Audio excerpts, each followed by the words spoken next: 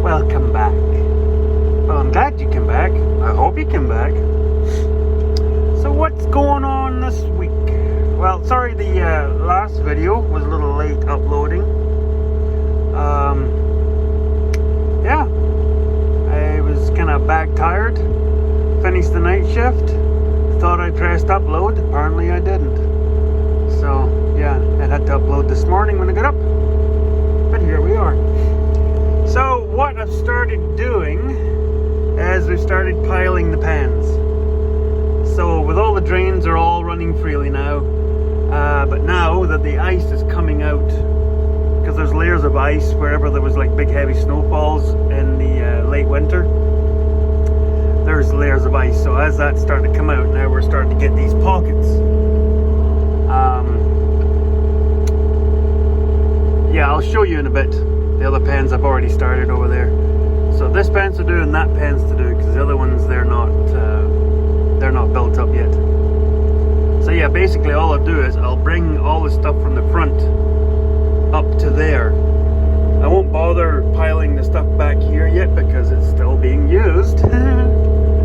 So yeah, I'll just take all this wet stuff that's down here in the hollow and I'll pile it in the middle of the pan. That way it can come this way or that way, and then I'll go to the next pan and do the same thing. So, clear as mud.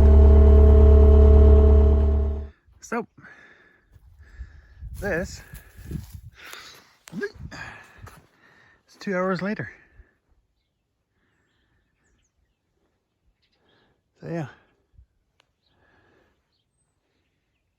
So what this does is it firms up this area, and then it helps this stuff drain out. So when I do come back in, because these guys will be leaving here in a month. Yeah, actually he's going to the vets to be tested in a few weeks. He'll go straight to work because he's proven. So yeah, we'll load those guys up out of here and then move all that stuff, and then this will get done, and then those girls will head out to that pasture, and they will be going out with Jury over there and our new bull, keepback bull. He will run with the yearlings because he's just a year old himself, so he'll be a backup to Jury. That way he can sort of learn the ropes. So just about to go do loads of silage for these gadgies out here and go and check on Joker's calf, because I think I said, was it the previous video, Joker's calves got bad scours again. So yeah, we'll keep an eye on that. So I was just in, that's Ellie's little girl Nellie there. There's a couple other calves with fairly dirty bums, but they're still quite active. So yeah, I just gave Nellie one of these pills you put down the throat with the dispenser, and then I gave her some of that charcoal because her stomach's a little extended. So yeah, the baycocks that we use, it does work fairly good, but I think we're going to try a different kind to see if we can bring up the numbers, because it seems like right now we're having more and more calves coming down with the, not just like curdle bum, like milk scours, but the scours are a little bit worse. Like the poop kind of more turns to white and a little bit grayish than just the yellow, and it kind of settles in for a while instead of just going through them, literally going through them. And the other thing I've noticed is you can tell when it's leaning towards coccidiosis when the calves get distended, their tummies start to swell up a little bit, and that's a sign of the acidity. is hurting. They're starting to hurt their intestines. We've got one in the first timers. His little tummy's starting to distend a little bit. So I'm just gonna give him a pill here right away. But not lethargic in any way. And weird, like some of them go right through the pooping stage and come out the other side and they're just dandy. Frodo's just getting ready to calve. So yeah, I'm gonna go and do that one, and then I'll take you into the shop and show you where we're at.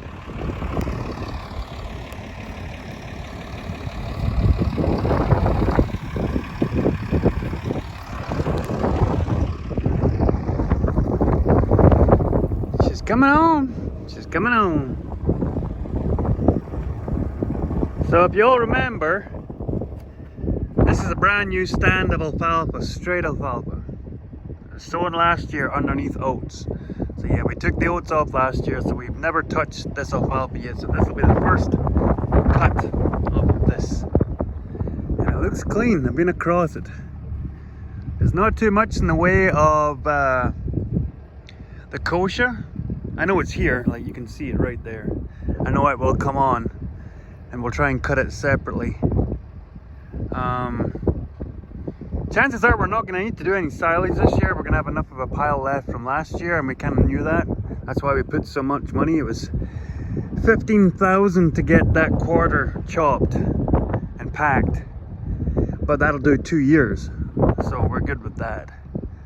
So yeah, this will all get either baled or wrapped. We're not sure yet. Depends on how the weather does too, I suppose. But yeah, no, it's coming on really good. And no spray. Didn't use any sprays on this, and we didn't even put any potash or any anything down for this stuff to get going. So looks good. Not too bad, not too shabby. Okay, further to last week's conversation. We're into, so that's the face as tall as I am, so 6.5 feet. So as you'll see, crap, and then we're into like good usable silage. So when you look down to here, you'll see the color change down to the ground, and that is proper alfalfa silage. That is chopped, holy moly, it's hot.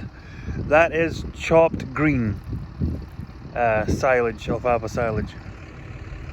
Oh, it smells lovely. So yeah,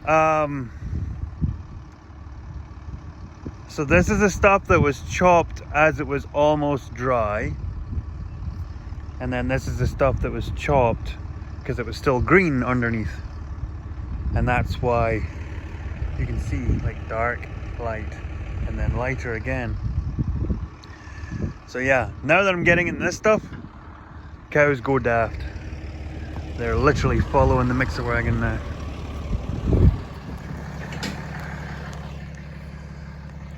Well guys, these are the videos you don't want to have to make. And for any of you that are squeamish, I'm going to give you a 10-second warning. Look away now. So yeah. Okay, it's safe to look now. So that's Koromu, one of their family favorites. She had a beautiful calf. She's a 3-year-old first timer, which might be one of the reasons why she's done that. Yeah, she's pushed out her entire bag. So it is, I think it's about 1:30 or 2 o'clock in the morning. The vet is on his way. Another one of the vets from the Bird and Animal Hospital. So I have, per his request before he gets here, 2 buckets of warm water, because once he gives her the injection to relax, and then we'll wash that and we'll try and stuff that all back up inside and then stitch her up to hopefully hold it together. Meanwhile, we have a success story. So another first timer has calved.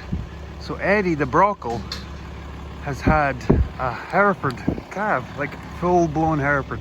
I'll put that in after. So yeah, between Penny calving and then Koromu having her first baby, but this going wrong, so hopefully, fingers crossed everybody, we'll get it all put back together. She's lost a little bit of blood, but I don't think she's ruptured anything yet. And that's why I don't want to wait till morning. And I don't want to try and load her in the trailer because that trauma would just be bad. So I'll bring you back. Ay, ay, ay, ay. Well, it's 3 o'clock now. And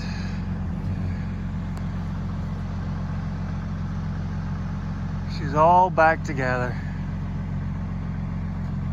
Yeah, it was a long, slow process.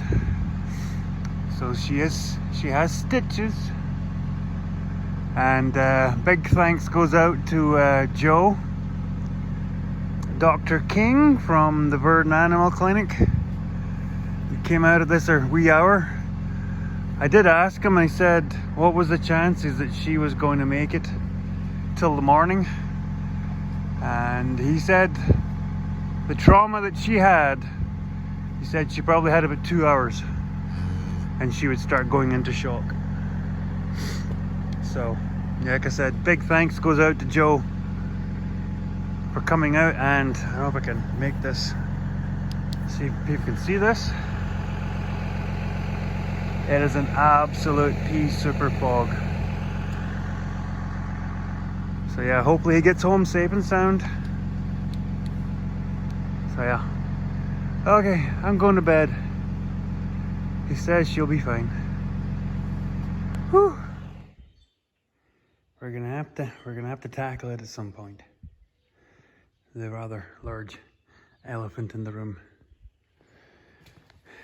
So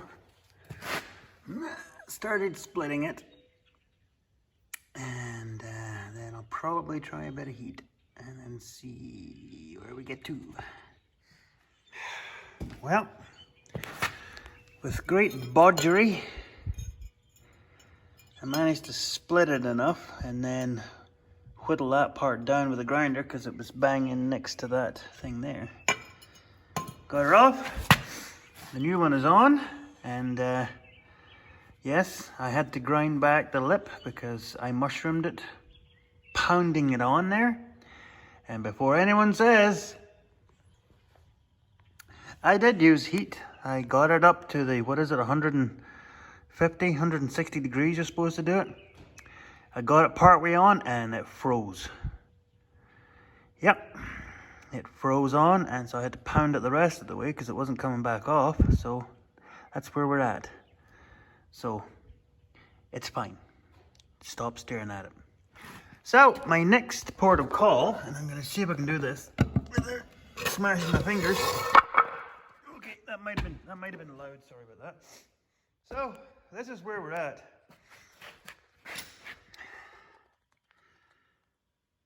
There's your problem. So, yeah. So you can see back there, that's where it used to be.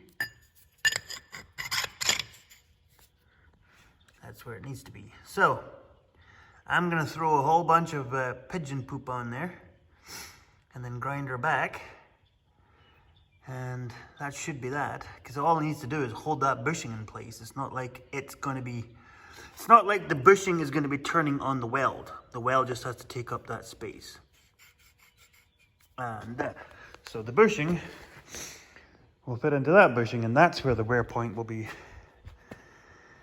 So yeah, that's what 12,000 hours of loader work looks like. And yes, they don't make these anymore. And plus, the dealership said, you don't want to price out what one of these housings is worth. Yeah. I think it was up around about $10,000 just for the tube. So yeah.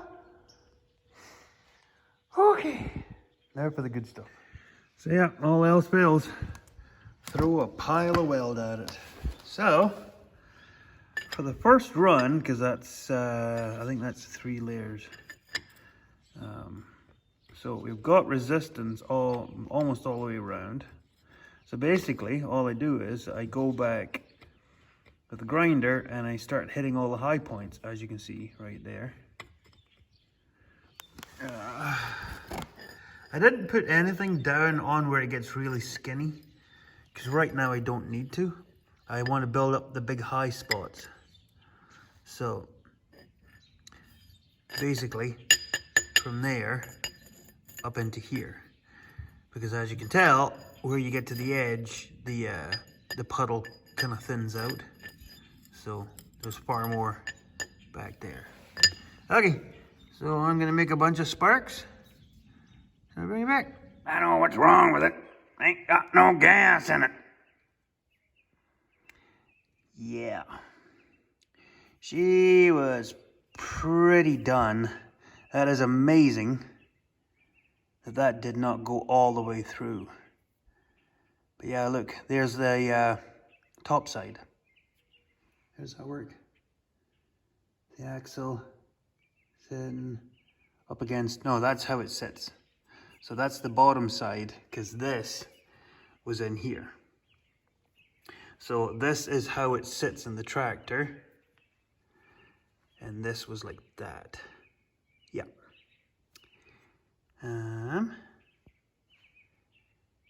Where's the, oh, there it is, there. So yeah, there's the hole, the grease hole, which is now right there, because this comes out right there. So yeah, that's where I hammered into it where it was the thinnest to try and peel it back to get separation on the little connection there. So yeah, and then, ooh, shiny. So yeah, this, don't even know where this came from. I don't know if it was an aftermarket one or they just found a piece of a bushing from something else that fit. It does have the hole, and for all I can tell, they did actually have it lined up. But going by this, it looks like it actually squeezed the bushing out. Yeah, weird. Well, they're ready to go. I'm just waiting for that weld to cool down. I'm going to do the last final grind on it. Because the new bushing already installed. Yes, I kind of, because I can't put it in the press, and I think I told you this, I did heat it up, but it froze halfway on, so I had to hammer on the rest of the way. And even using a flat drift, it still mushroomed a little bit, but for that, it doesn't matter too much. So yeah, this was fitting on, but it still had a little bit of a wiggle on the lip. So I just threw a couple of really thin passes on there just to build it up. So as long as this goes on nice and tight, then it'll be the outside surface of this that will slip on the inside surface of that. So yeah, I'll lube the inside of these up, fit them to that, and then hoist her up. Oh, I'll be so glad to get this out of here. Waiting for parts for this. So there's a video on digging into that. So yeah, and new bushings arrived for this end. Yes, these are the bottom end of the loader. I just have them set out like this because that's how I was taking it apart in yay long time ago video. Because like I said, it's been 3 months. Anyway. So, yep, genuine Agco parts.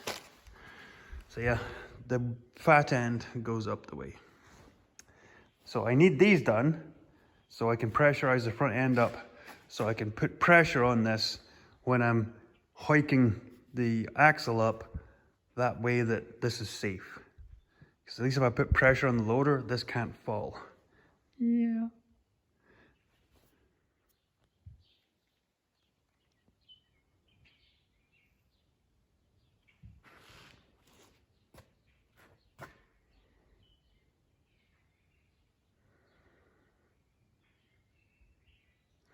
Yeah, that ain't OSHA approved. It's a long, slow process. So yeah, basically just ratchet, ratchet, ratchet, chain it up, let it back down, ratchet, ratchet, ratchet, chain it up. So now I'm trying to get it leveled off, and then I will fit the front and rear housings and the bushings and seals and stuff onto the big bushes, the pivots, and then can start to try and line it up because it's not centered right now, but I haven't really been caring about getting it centered, just trying to get it up close, and we'll be good at that point. Yeah. Time to do some sketchy shit, do-da, do-da. Time to do some sketchy shit, do-da-do-da-day.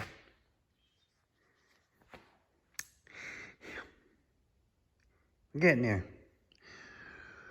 Slowly we're getting there. So, yeah, the wheels are back on. Just done filling the hubs with 80/90. So I was hooking up steering lines and then hooking up the 4x4 drive engage, because that's hydraulic actuated. I just have to fill up the axle tube with some more 80/90, and that should be the axle ready to go.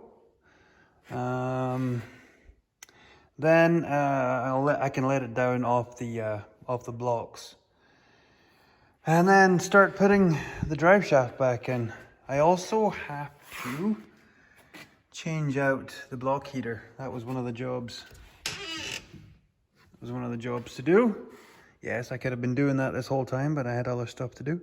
Anyway, so yeah, get that done because it's got a little leak, and the last thing you want is a coolant leak, especially in summertime.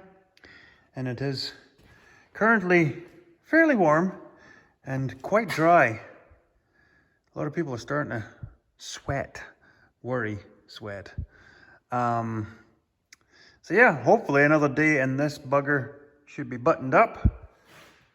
Get him out of here. I got a call from Enns Brothers, because Enns Brothers now owns Dayton's up at Shoal Lake. Still Dayton's. That's just like I call Mazer's Shepherds. The parts are in for the baler. So there's some footage that'll be in another video. Taking all of that apart. As you can see, there's parts everywhere over there. Basically, the baler is good. It's just the pickup was getting kind of rattly. It still worked fine, perfectly fine. No bearings had gone out. But I just felt that the little wheels on the ends, the timing wheels, the outer were starting to get quite worn, and that's why it was rattling quite badly. And the teeth were starting to get worn. And a bunch of bands had broken. So ordered half of the bands all new, because some of them were already replaced. All new teeth, all new bolts to mount the teeth, all new bearings and wheels for the ends, for the timing. And what else was there? Oh yeah, and the other big thing is, and the other end of the plug is not here. It's because it's in big blue. The end to the monitor harness, because I had it bypassed. So I ordered a new one, and it's about $400 for the kit, for the two plugs, like the plug for either end, and then all the pins and parts. So it's about $400. I know BCP, they were getting one for their New Holland, and it was more than that. So yeah, that'll be an interesting job, because I've never done a multi-plug that size before. So that'll be a good video. Anyway, so next video will be this thing getting. So tune in for that. Thanks for watching, everybody. Still on night shift. We're into the 80s now. Not music, but cabs. And as you saw, yeah, we're medicating some. But that's part of the parcel. But now it's nice. It's what is it? it's almost 9:30 I think. And it's still quite nice and light out, so tomorrow I'm going to go and pick up a new toy for the yard. So tune in for that. That'll be Mrs. Piper Doug's Steed hot rod. And yeah, go from running a 51-foot air seeder doing tillage to running a 1-foot rototiller putting in a garden. So yeah, hope you all come back next week. Hope you all have a great week.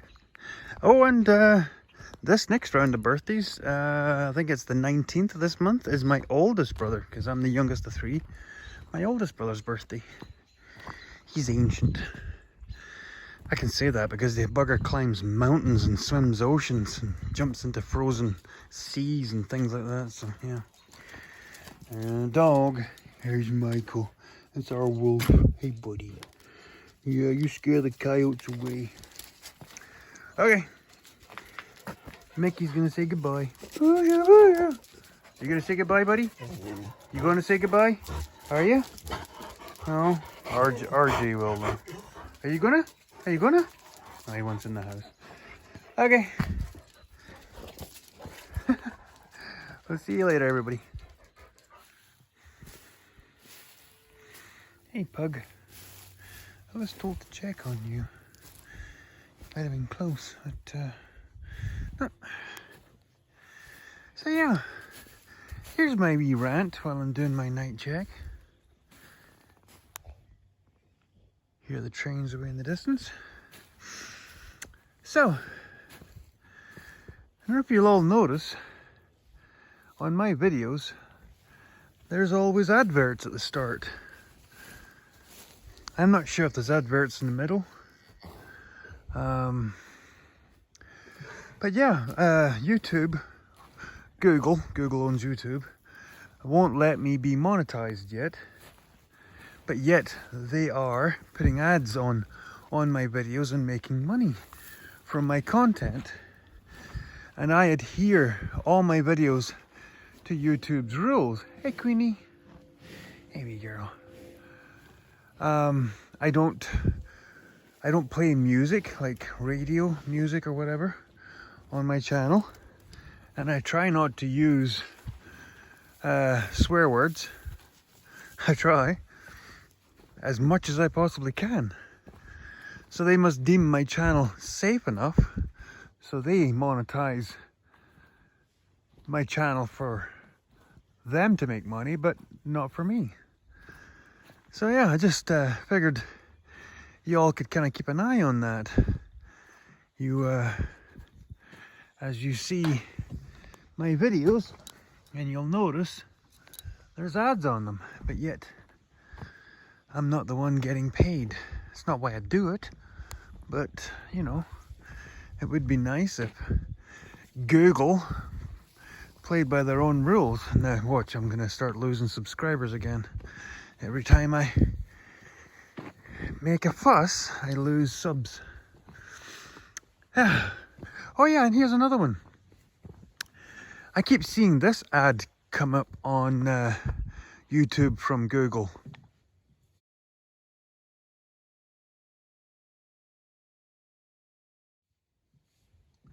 How, with all of the criteria that they hold us content creators to, they're advertising cigarettes.